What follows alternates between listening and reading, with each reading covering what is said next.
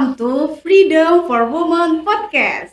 Halo Ami, gimana nih kabarnya di waktu UAS ini? Semoga pada sehat dan lancar ya UASnya. Pada kesempatan kali ini, aku Hanin bakalan menemani kalian selama 30 menit ke depan dalam Freedom for Women Podcast yang bakal membahas topik tentang pelecehan seksual. Nah, di sini aku gak bakal sendirian karena bakalan ditemenin sama narasumber kita yang cantik dan keren banget. Siapa ya kira-kira? Ami, penasaran gak?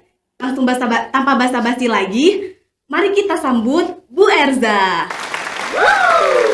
Oh, cantik banget ya Bu Erza pada hari ini. Masya Allah banget gitu, auranya positif, nggak seperti saya auranya aur-auran. Gimana, selamat pagi Bu Erza. Selamat pagi Mbak Anin. Gimana nih Bu Erza kabarnya? Alhamdulillah sehat ya, hari Minggu pagi jadi masih semangat. Masya Allah. Masya Allah banget ya. Boleh dong para Ami dikenalkan gitu sama Bu Erza. Bu Erza memperkenalkan diri pada para Ami gitu. Selamat pagi semuanya, nama saya Erza Kilian, saya biasanya dipanggil Erza, dan saat ini saya bekerja sebagai dosen di program studi hubungan internasional dan juga bertugas sebagai ketua tim unit layanan terpadu penanganan kekerasan seksual atau biasanya disingkat sebagai ULTKSP di FISIP Universitas Brawijaya. Ya baik, sebelum kita memulai sesi Q&A bareng Bu Erza dan ngobrol asik gitu ya, mungkin di sini saya akan menjelaskan sedikit tentang topik yang kita bahas nih Bu Erza. Nah, seperti yang udah kita ketahui, topik pelecehan seksual ini sangat menarik banget gitu loh buat dikulik dan juga menjadi suatu permasalahan yang harus segera kita atasi. Nah, di dalam pelecehan seksual sendiri ini ada suatu hal yang menarik nih Bu Erza tentang stigma masyarakat yang menjelaskan bahwasannya gaya berpakaian wanita merupakan penyebab utama pelecehan seksual. Kira-kira bener gak ya stigma masyarakat yang seperti itu? Mungkin langsung kita bahas nih ya sama ahlinya langsung nih guys. Gitu, cekidot. Gimana nih Bu Erza, udah siap belum menjawab pertanyaan-pertanyaan dari saya dan juga para Amin nih Bu Erza? Mudah-mudahan ya, saya nggak janji bisa menjawab semuanya karena kalau ahli itu kan ada tingkatannya ya, saya masih belajar juga karena kita belajar sama-sama, tapi insya Allah kalau untuk berbagi apa yang saya tahu, insya Allah siap. Oke, baik, kita mulai ke pertanyaan pertama ya Bu Erza. Karena ini topiknya tentang pelecehan seksual gitu, saya pengen tahu nih Bu Erza, menurut Bu Erza, pandangan Bu Erza terhadap pengertian pelecehan seksual tuh bagaimana sih? Oke. Untuk definisi mungkin saya izin agak perluas sedikit ya. Jadi sebetulnya definisi yang kami gunakan itu lebih ke kekerasan seksual dibandingkan kemudian pelecehan seksual. Pelecehan seksual sendiri itu memang salah satu variasi dari kekerasan seksual. Tapi kalau definisi dari kekerasan seksual sendiri itu secara umum memang ada perbedaan antara kemudian yang didefinisikan oleh Peraturan Menteri tentang Kekerasan Seksual sama Undang-Undang Tindak Pidana Kekerasan Seksual. Meskipun basisnya sama, tapi diksinya yang digunakan berbeda. Jadi secara umum yang didefinisikan sebagai kekerasan seksual adalah semua tindakan atau perbuatan yang menyerang, melecehkan, merendahkan tubuh, fisik, seksualitas ataupun organ reproduksi seseorang tanpa persetujuannya atau dalam kondisi di mana orang itu tidak bisa memberikan persetujuan. Itu kurang lebihnya definisi sederhana tentang kekerasan seksual. Oke, baik, mungkin bisa dijelaskan gitu ya Bu Erza kepada saya dan juga para Ami tentang bentuk-bentuk pelecehan seksual, karena saya sendiri masih belum paham gitu loh, apakah hal-hal yang sepele seperti catcalling itu termasuk ke dalam bentuk-bentuk pelecehan seksual. Karena dalam masyarakat dan kehidupan saya sendiri ya catcalling itu hal yang bisa dinormalisasikan, tapi ternyata ketika terdengar penjelasan dari Bu Erza, ternyata catcalling itu termasuk dalam bentuk pelecehan, salah satu kekerasan seksual gitu. Oke. Kalau saya pakai pembagian berdasarkan Undang-Undang TPKS ya. Kalau berdasarkan Undang-Undang TPKS sendiri ada 9 jenis kekerasan seksual dan ada tambahan lagi 9, jadi total sebetulnya adalah 18 ya. Nah, tapi kalau kemudian saya sebutkan satu persatu kan kasihan ya, orangnya menghafal 19 susah banget nanti ya menghafal semuanya. Jadi pembedaan yang paling sederhana sebetulnya adalah konsen ya atau persetujuan. Jadi basically kita bisa menentukan itu sebagai sebuah kekerasan adalah kalau orangnya setuju atau tidak setuju. Kayak tadi misalnya Mbak Hani mengatakan tentang catcalling ya. Kalau orangnya tidak setuju di catcalling, iya, itu kemudian dikategorikan sebagai kekerasan seksual. Masalahnya kan nggak mungkin kita catcalling terus kita habis catcalling nanya, setuju nggak Mbak? Kan nggak mungkin ya kalau dalam situasi seperti itu. Jadi amannya memang tidak melakukan hal-hal yang kemudian kita akan merasa orang itu akan keberatan. Gitu. Jadi kemudian itu batasan yang paling gampang mungkin ya. Kalau kemudian saya pecahkan 19 tadi itu bisa banyak, mulai dari yang paling besar perkosaan ya, atau kemudian pelecehan seksual verbal, non verbal, fisik dan seterusnya gitu, termasuk pemaksaan kontrasepsi misalnya dipaksa untuk make, atau perbudakan seksual itu sangat banyak variasinya gitu. Jadi kasihan kok harus menghafal 19-nya, jadi patokan paling gampangnya konsen, itu aja. Baik Bu Erza, untuk pertanyaan selanjutnya ini ke dalam ranah ULTKSP sendiri ya, sebagai wadah untuk korban dari pelecehan seksual di lingkungan FISIP. Nah, dalam beberapa waktu terakhir ini termasuk di 2023, apakah ULTKSP ini menangani kasus seberapa banyak gitu loh, dan seperti apa kasus-kasus yang ditangani oleh ULTKSP itu sendiri?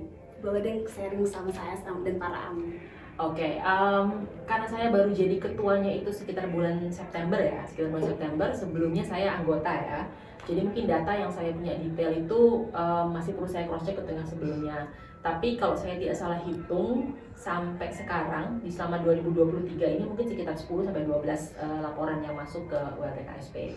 Tapi perlu diingat juga bahwa ini hanya jumlah laporan ya, karena kan setelah menerima laporan itu biasanya kami ada proses screening. Screening ini maksudnya selain untuk ngecek apakah misalnya laporannya itu bisa kami tindak lanjutin, yang kedua juga untuk menentukan apakah itu masuk di wewenangnya ULTKSP atau tidak gitu. Ya, sebagai contoh misalnya ada beberapa laporan yang kami terima, misalnya tentang yang pekerja bangunan gitu ya, yang saya rasa agak hits karena masih di LPM kemarin ya. Soal pekerja bangunan itu masuk di ULTKSP, tapi kami tidak bisa melakukan pemanggilan terhadap pekerja bangunan gitu ya, karena kemudian ranahnya kami terbatas di lingkungan FISIP, sedangkan pekerja bangunan itu biasanya adalah ranahnya universitas. Jadi untuk kasus seperti itu, memang kami akan laporkan kepada pihak dekanat, tapi untuk tindak lanjut yang misalnya pemberian sanksi atau peneguran itu agak di luar wewenangnya kami. Jadi biasanya kami screening gitu. Tapi secara total sekitar 10 sampai 12-an kasus yang masuk lah. Berarti masih lumayan banyak ya Bu Erza dalam lingkungan FISIP ini, kesadaran masyarakatnya sendiri dan mahasiswanya sendiri masih kurang gitu ya terhadap pelecehan seksual. Iya, dan kekerasan seksual itu kan problemnya dia kayak gunung es ya, mungkin pernah dengar ya, dia fenomena gunung es, bahwa di bawahnya yang tidak kelihatan itu sebetulnya lebih besar daripada yang kelihatan di atas. Jadi yang dilaporkan itu bisa jadi kemudian jumlahnya itu sedikit sebenarnya, karena yang realnya itu lebih banyak lagi sebenarnya. Baik, untuk pertanyaan selanjutnya ini pertanyaan menarik nih Bu Erza, tentang stigma masyarakat yang menjelaskan bahwasannya gaya berpakaian perempuan itu merupakan penyebab utama pelecehan seksual. Nah, Bu Erza sendiri setuju nggak sama stigma yang kayak gitu? Gini, ini pertanyaannya menarik karena tadi langsung gaya berpakaian perempuan ya, bukan kita ngomong gaya berpakaian laki-laki gitu ya. Jadi ini sudah langsung spesifik terhadap jenis kelamin tertentu. Nah, yang pertama mau saya garis bawahi, kekerasan seksual itu bisa terjadi pada siapa aja, terlepas dari jenis kelaminnya dia, mau laki-laki ataupun mau perempuan.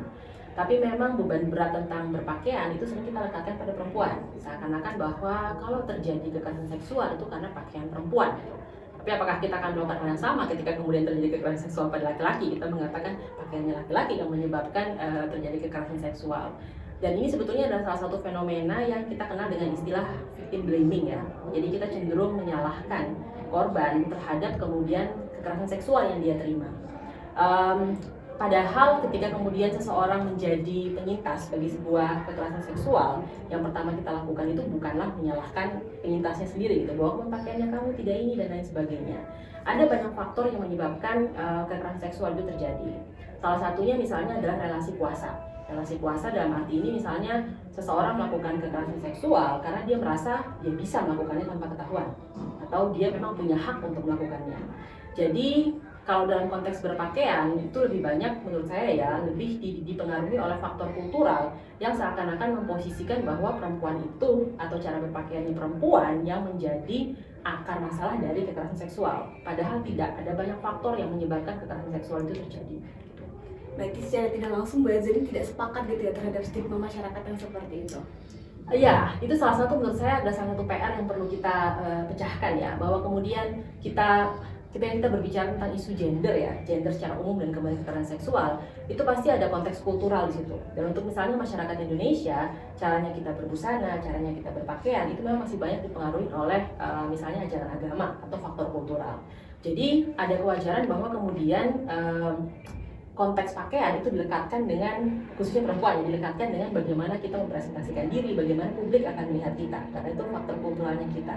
Tapi bahwa kemudian kasus kekerasan seksual itu fokus utamanya pada penggunaan busana, itu saya kurang sepakat karena kemudian faktor itu lebih besar gitu. Tapi saya juga tidak akan menegasikan bahwa dalam konteks kultural Indonesia berpakaian itu kemudian masih menjadi salah satu menjadi satu elemen utama, karena kemudian ada nilai kultural, agama yang kemudian berperan di situ. Berarti adanya stigma masyarakat yang seperti itu dimulai berasal dari faktor kultural sama agama itu sendiri ya Bu Erza. Soalnya para AMI ini berspekulasi gitu Bu Erza. Biasanya ada para AMI yang menjawab tentang dari gibahan tetangga, dari gibahan ibu-ibu komplek gitu Bu Erza. Nanti coba dijelaskan dulu ya para AMI, kenapa sih stigma masyarakat itu tersebar luas gitu dan dinormalisasikan oleh masyarakat itu sendiri. Nah, salah satu PR besarnya tentang kemudian kekerasan seksual itu kan memang untuk kemudian menggeser kultural ya, aspek kultural. Ya sebagai contoh tadi Mbak Ani mengatakan tentang catcalling, yang kita kemudian anggap, oh itu normal kan, cewek itu malah seneng ya kalau di sweet karena dianggapnya cantik gitu kan.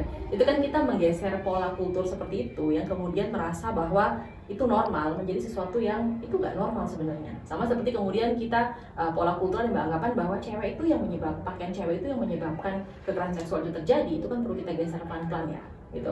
Jadi kemudian kalau langsung kita katakan bahwa semua salah, itu justru perjuangan untuk kemudian mengedepankan menghapus kekerasan seksual itu menjadi agak lebih sulit karena seakan-akan langsung head to head lah ya, berantem gitu. Yang lebih penting itu kan sebenarnya proses edukasinya, menyadari bahwa ada aspek lain kayak gitu sebenarnya.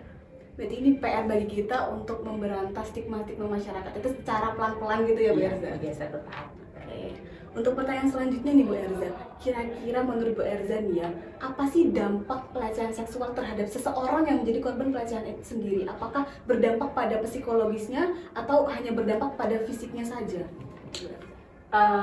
Kalau ini dia sangat subjektif ya sifatnya. Artinya kemudian ini juga banyak dipengaruhi oleh kondisi penyintas sebelum kekerasan seksual itu terjadi. Karena kemudian dari pengalaman kami menangani penyintas, itu ada yang kemudian dampaknya itu bisa sangat parah gitu, misalnya sampai ke arahnya suicidal misalnya atau pemikiran untuk bunuh diri. Ada yang kemudian cenderung agak lebih tegar gitu ya, padahal mungkin kalau kita bandingkan kasusnya gitu, yang satu tidak separah itu, yang satu agak yang lebih parah gitu. Jadi kita memang tidak bisa punya standar pasti tentang dampaknya apa saja yang akan dihadapi oleh penyintas gitu, karena itu berkaitan dengan kondisi psikologis, fisik dan lain sebagainya gitu.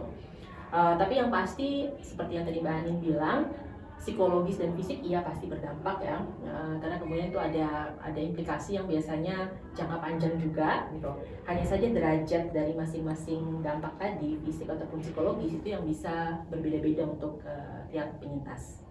Tapi pasti berdampak pada psikologis dan fisik dari korban pelecehan seksual ya Bu Erza? Iya, selama ini ya kami tangani hampir selalu seperti itu. Berarti sangat berbahaya sekali ya dampak dari pelecehan seksual ini. Nah, mungkin Bu Erza bisa sharing dan kasih tips dan trik kepada saya dan juga para AMI tentang langkah-langkah apa saja yang harus kita lakukan ketika kita menjadi korban pelecehan seksual. Oke. Sebelum saya ke situ, saya boleh ini sedikit ya. Saran pertama yang selalu saya berikan itu adalah kemudian kalau mau mencegah kekerasan seksual, yang paling pertama adalah jangan menjadi pelaku. Itu yang selalu saya katakan dulu sebelum kemudian kita ngomongin tentang bagaimana untuk melindungi diri ya. Tapi yang paling pertama yang selalu saya katakan adalah jangan menjadi pelaku. Oke? Cara untuk kemudian jangan menjadi pelaku itu tentu saja satu, mengedukasi diri ya. Karena kemudian dalam beberapa kali saya memberikan materi misalnya, itu kadang-kadang orang itu tidak menyadari bahwa yang dia lakukan itu pelecehan seksual, itu kekerasan seksual, misalnya bercandaan yang kelewatan batas gitu ya. Loh, saya kan cuma bercanda, enggak, itu sudah masuk kategori. Jadi kemudian yang paling penting dilakukan adalah satu, mengedukasi diri tentang kemudian apa yang dikategorikan sebagai kekerasan seksual. Nah, yang kedua, untuk mencegah kita menjadi pelaku, ya kalau sudah tahu, jangan dilakukan. Oke? Kalau kemudian ada daerah yang abu-abu, ragu-ragu, ya mendingan jangan dilakukan. Gitu. Kayak tadi yang saya bilang catcalling tuh, siapa tahu memang ceweknya senang di catcalling. Ya mungkin ya, tapi kemudian daripada ragu-ragu, jangan dilakukan. Itu dari sisi mencegahnya. Kalau dari sisi melindungi diri, mungkin saya akan bagi dua ya. Melindungi sebelum kemudian terjadi kekerasan seksual dan setelah terjadi kekerasan seksual. Kalau sebelum, saran saya mungkin hanya 3 ya. Yang pertama itu sama, mengedukasi diri, jadi tahu kemudian haknya kita dan kemudian batasan-batasan apa yang kemudian kita miliki, itu penting. Untuk kemudian kita tahu bahwa oh ini loh value-nya kita segini dan kemudian apa yang boleh dilangkahin atau tidak, itu yang pertama. Yang kedua, mungkin berkaitan dengan menghindari situasi-situasi yang memungkinkan bagi kita untuk menjadi korban atau menjadi penyintas gitu ya. Jadi misalnya kayak pulang malam-malam jam 2 pagi, itu memang haknya kita sebenarnya ya, tapi dalam kondisi sosial yang seperti ini atau kondisi kemudian keamanan yang seperti ini, itu mungkin bukan sesuatu yang akan saya sarankan gitu. Tentu saja kita bisa mengatakan saya berhak dong merasa aman dimanapun, betul, itu merasa aman itu haknya semua orang, tapi kita juga harus memperhatikan lingkungan bahwa seringkali itu tidak segampang yang kita inginkan gitu ya.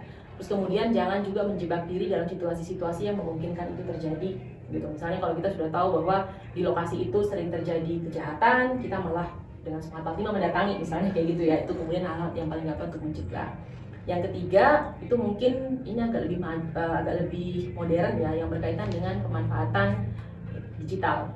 Jadi kemudian media sosial mengirimkan image gambar lewat WhatsApp, karena beberapa kasus yang kami tangani ada yang berkaitan dengan NCII atau kayak non-consensual dissemination of intimate image ya, artinya kemudian ngirim foto pas pacaran, kemudian putus, kemudian dikirim macam-macam kayak gitu. Nah, itu kemudian kita perlu lebih banyak hati-hati dan waspada tentang bagaimana menggunakan media sosial ataupun alat komunikasi yang lain digital. Karena sekarang kekerasan seksual kan banyak yang basisnya digital ya.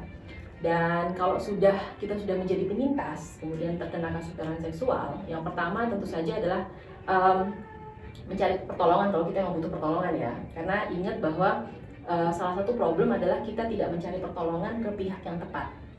Saya tahu bahwa kemudian seringkali bercerita tentang apa yang kita alami itu sulit ya bagi penyintas. Tapi seringkali problemnya adalah kita minta bantuan pada orang yang salah.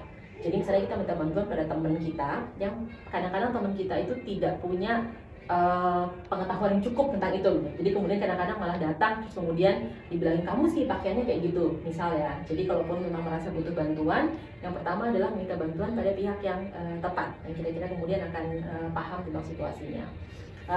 Kemudian yang kedua itu yang paling penting harusnya ya, saya sebut pertama, jangan menyalahkan diri sendiri. Oke, karena seringkali ketika kita menjadi penyintas kita merasa bahwa ini pasti karena saya keluar malam, karena saya pakaiannya terbuka, karena saya apa-apa gitu ya. Dan itu kemudian yang pertama justru jangan dilakukan gitu. Jadi dua itu mungkin untuk yang langkah awalnya dulu ya menurut saya. Itu yang paling pertama, mencari bantuan dan jangan menyalahkan diri sendiri kalau merasa perlu bantuan gitu. Oke, makasih ya Bu Erza tips dan triknya. Semoga bermanfaat ya bagi para AMI yang mendengarkan. Kita ke pertanyaan terakhir nih Bu Erza. Udah gak nyangka banget ya udah sampai pertanyaan terakhir. Saya kepo sih Bu Erza tentang ULTKSPA ini. Gimana sih prosedur untuk Melaporkan? Iya, untuk melaporkan ke ULTKSPA sendiri ketika kita menjadi korban pelecehan seksual. Gimana sih prosedur dan tata caranya? Oke, jadi untuk pelaporan kami itu memang punya office hour ya, jam kerja. Tapi office hour-nya kami itu hanya 2 kali seminggu, karena kemudian kami nggak bisa standby 24 jam atau ya jangan 24 jam lah, nggak bisa standby full kantor di sini, karena kan kemudian kami juga kerja ya. Gitu. Jadi kemudian kami buka jadwalnya itu 2 kali seminggu. Kalau mau silakan langsung datang ke sini. Itu biasanya kami ada langsung yang standby front office di depan. Tapi opsi yang paling gampang itu sebetulnya adalah melalui form aduan. Kami punya form aduan yang bisa diakses melalui website FISIP. Itu di websitenya FISIP itu ada menu beberapa tuh layanan ULTKSP. Di situ ada link untuk pengaduan langsung.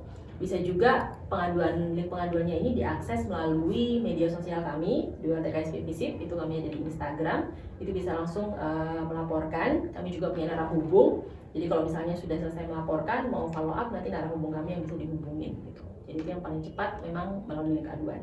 Berarti udah cukup mudah gitu ya bagi para AMI untuk ketika dia menjadi korban pelecehan seksual bisa melaporkan ke pihak ULTKSP gitu ya Bu Erza. Jadi jika para AMI menjadi korban pelecehan seksual jangan merasa sendiri karena ada Bu Erza dan tim-tim ULTKSP yang akan merangkul kalian gitu. Insya Allah. Nah, untuk yang terakhir nih Bu Erza, bisa dong kasih closing statement gitu kepada para AMI yang mendengarkan. Oke, kalau untuk closing statement, mungkin yang akan saya katakan adalah mengatasi masalah kekerasan seksual itu bukan hanya PR-nya satu orang, bukan hanya PR-nya 2 orang, tapi itu kita membutuhkan bantuan dan kerjasama dari seluruh masyarakat, gitu.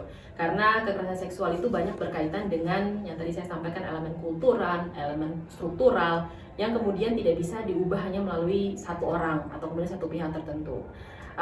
Jadi dalam konteks kekerasan seksual pilihannya adalah Anda menjadi bagian yang ikut berubah, atau kemudian Anda menjadi bagian yang ikut berkontribusi. Karena kemudian pilihannya adalah kultur ini harus kita ubah bersama-sama. Jadi yang ingin saya sampaikan di sini kurang lebihnya adalah ayo kita sama-sama bergerak bersama. Kalau kita ingin menghasilkan kampus yang lebih aman, kita ingin menghasilkan Indonesia yang lebih baik, kita ingin menghasilkan masyarakat yang jauh lebih beradab, makanya tanggung jawabnya kita bersama. Terima kasih ya Bu Erza atas kesempatan waktunya untuk menjadi narasumber dalam podcast ini. Semoga insight yang diberikan oleh Bu Erza bermanfaat bagi para AMI yang mendengarkan, dan juga semoga podcast ini memberikan manfaat gitu ya bagi para AMI yang mendengarkan. Sekian dari saya sebagai moderator mengucapkan minta maaf sebesar-besarnya jika ada kesalahan yang saya sengaja atau tidak disengaja. Akhir kata, mulai sekarang ayo berantas kekerasan seksual. Bye-bye.